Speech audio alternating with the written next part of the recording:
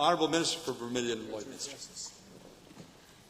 Well, thank you, Mr. Speaker, and let me begin by also expressing my congratulations to you on your election to your position. Your breadth of experience, your respect for our rules and privileges, and your exuberant personality will serve you well in your new role. And I wish you all the best as the chief arbiter of debate in this august chamber. I'd also like to send my congratulations to the Honourable Member for Leduc-Beaumont and the Honourable Member for Red Deer North for their election to their respective positions. Mr. Speaker, like my 86 colleagues here in the Assembly and thousands of visitors to this imposing structure each year, I cannot help but be moved by the sense of history housed herein. If only these walls could speak. What would they tell us? What advice would they give?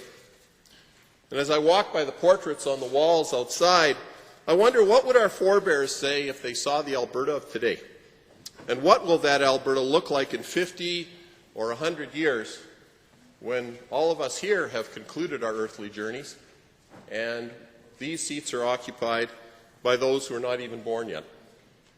One cannot help but be filled with the profound sense that we're only temporary guardians, stewards of Alberta's promise and potential, charged with the task of safely delivering that precious cargo to the next generation of Albertans. So how will each of us contribute to that endeavour? For my part, I hope to be able to draw on experiences as a first-generation Canadian, a parliamentarian, a veterinarian, and a community leader. Now, my parents both came to this country nearly 60 years ago, having been forged in the tumult of war and oppression. My mother's family fled the cruel brutality of Stalin's Soviet Union. And my late father, as a 15-year-old in the summer of 1944, was handed a rifle, ordered to march east, and engage the advancing Russian Red Army. My parents each came here in the 50s because there was no hope and no future for them in Europe. Canada, and more specifically Alberta, offered them both. And that story, that history is not unique. It goes on today, and it's written by people from around the world who come to Canada, come to Alberta, because we remain a shining beacon of opportunity, hope, and freedom. We welcome these newcomers, and we embrace how their diverse cultures, their skills, and their enthusiasm enrich our province and our country. The bus driver from Bulgaria, who came to Calgary to raise his sons because he felt democracy would take too long to mature in his homeland. The Filipino farm worker with a master's degree in animal science, who works as in a hog barn near Paradise Valley because it means a brighter future for him and his family. Or the engineer from Lebanon, who uses his expertise to enhance heavy oil recovery near Kitsgotty. All these and thousands more like them are following the same path of many of our ancestors traveled. They came to Alberta because of freedom, opportunity, and hope. Mr. Speaker, the 28th Legislature, the group of 87 Albertans, we have been granted a unique privilege. We've been charged with the duty of representing our constituents, but we've also been given the task of upholding and preserving the tradition of Westminster parliamentary democracy. That is truly a rich and colourful history, a history that I was first exposed to as a member of the Tuxas Parliament of Alberta, Canada's oldest model youth parliament. Some 30 years ago, I was privileged to serve as Premier of the 62nd session of Tuxas, and 2 years later, Mr. Speaker, like you, I was dragged up the steps of the dais to assume the duties of Speaker. I was also privileged to represent Alberta at the first ever Youth Parliament of Canada, serving in Cabinet as Minister of Energy. Some years later, both of my sons served in this Assembly as Tuxas parliamentarians. Now, that experience taught all of us rules of procedure and the rules of order, and much more. We were given the opportunity to debate, to challenge each other's thinking, to respect opposing viewpoints, and to seek the truth through vigorous discussion. Indeed, provincial youth parliaments have provided a fruitful training ground for many of our nation's leaders. People like John Diefenbaker, Jack Layton, Ralph Goodale, Lloyd Axworthy, Bob Hawksworth, David King, and Bob Clark were all once members of provincial youth parliaments in Canada.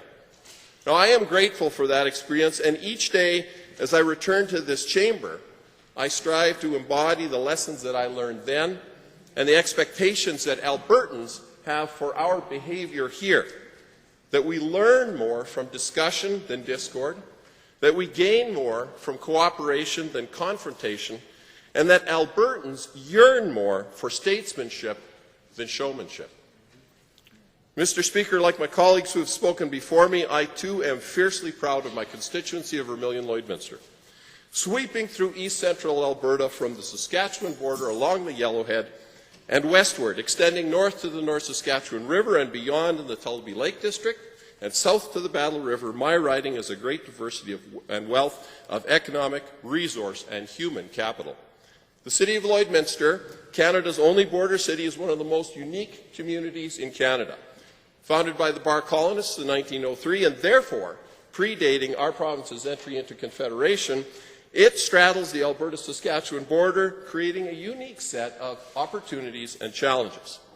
We have 2 area codes, but you can call across the border toll-free.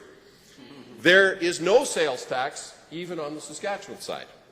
The legal drinking age is 18 on the west side of Meridian Avenue and 19 on the east side.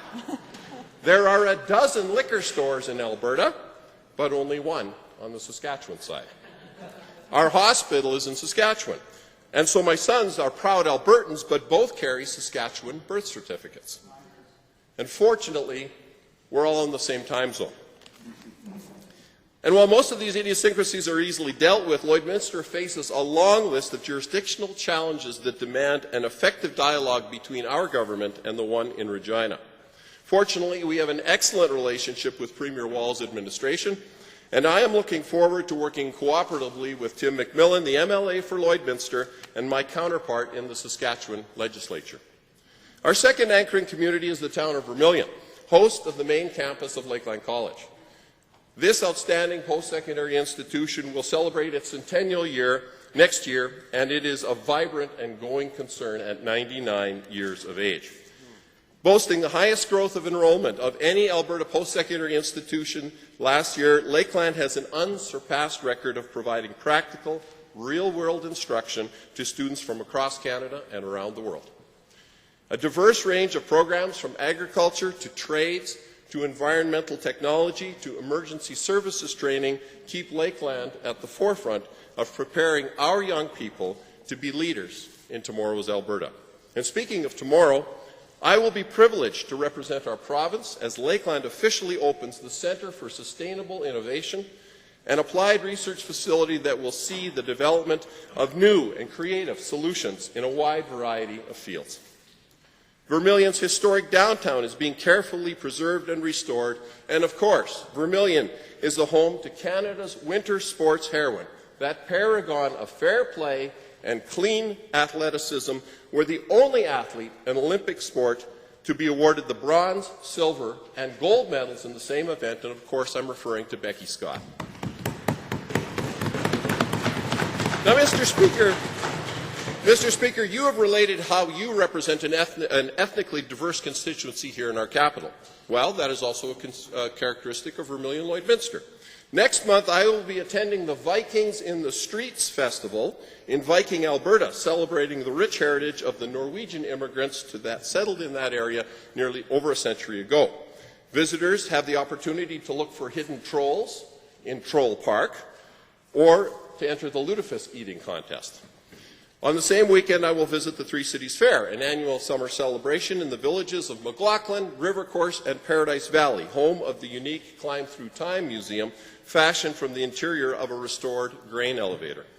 There will also be a celebration in the village of Marwayne, as they officially open their new Agriplex facility, a joint effort of the village and local agricultural society. A few miles to the west, in the village of Dewberry, home of the 5-time reigning Sask Alta Hockey League champions, the Dewberry Mustangs, as well as the most storied family in the history of chuckwagon racing, the Benz Millers, the only family that has had 3 generations qualify for the finals of the Rangeland Derby at the Calgary Stampede. Venture a little farther west and you will find the rich Ukrainian heritage in the areas around Clandonald, Minburn, Innisfree, and Ranfurly.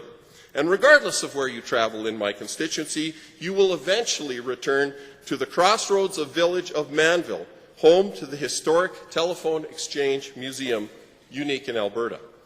Vermilion-Lloydminster is home to some of the finest livestock producers in the world. During my veterinary career, I was privileged to work with these progressive, innovative, and peer-respected individuals. But we produce more than just great Alberta beef. Grain, oilseed, and pulse crop production is also vital to our area. Our producers are leaders in the concept of farm-to-fork sustainable production, utilizing creative marketing that sees their products served in some of the finest restaurants in the world. You want to try some fine Pecorino sheep cheese? We produce that. Interested in elk velvet products processed near Kitscoty and exported worldwide? Well, we produce that too. And even Paradise Valley free-range pork is produced in my constituency. Those pigs were my patients.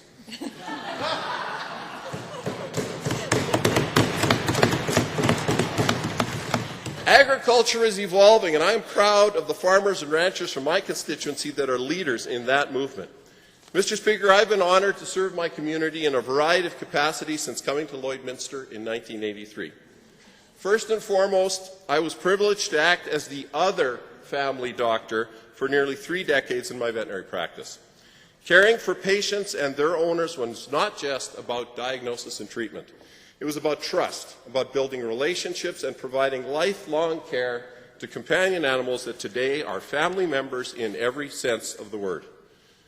This vocation also gave me the opportunity to visit farms and ranches throughout our area at all hours of the day and night, and often in challenging weather conditions. And I learned that animals have a poor concept of clock or calendar. They don't care if it's the weekend or your birthday, and they demand your full attention when their needs arise. Since coming here, I've been told by my more experienced colleagues that this will be good preparation for my new vocation.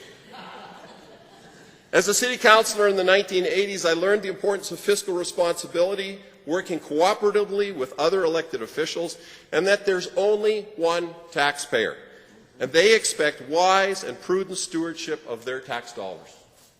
As a coach of soccer and speed skating, I saw how sport and recreation is an important means to mold and mentor our young people, teach fair play, respect for rules, an active lifestyle, and lifelong fitness. Serving recently on our Health Foundation as board chair, I have experienced firsthand some of the many challenges that we face in our healthcare system. And as church elder, I have led services in our seniors' lodges and nursing homes and have listened to the concerns of our grandparents who only ask to be able to enjoy their golden years in an atmosphere of dignity and respect. So where does that leave us today? As I've listened to the debate on the speech from the throne, we've seen the thrust and parry that is part of our parliamentary heritage, and that's good. This Parliament, this government, has laid out a plan of action, one that addresses the issues and concerns raised during the recent election. And let me be clear, Albertans sent this government many messages during the course of the recent election campaign, and they have been heard. Now it's the government's job to prove that we have listened and will act on their behalf. Opposition members have and will continue to provide constructive criticism, propose alternative courses of action, and hold the government to account. Let's make sure we listen to each other, because no one party has a monopoly on all the good ideas. And it shouldn't matter if it's an NDP idea or a Liberal idea or a Wild Rose or a Progressive Conservative idea. What should matter is whether it's a good idea. Albertans expect us, all of us, to heed them and to lead them, and together we need to find the solutions to build our province for that future day when perhaps some of our portraits will adorn those walls.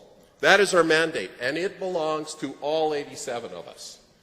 And so I urge my colleagues on both sides of the House, regardless of political persuasion, to work together for the greater good of our province. And in the words that we spoke of at the opening of every sitting of Tux's Youth Parliament, let us pledge ourselves anew in an unselfish quest for the best, in our homes, in our churches and schools, in our work and communities, remembering always that life is not a goblet to be drained, but a measure to be filled. Thank you.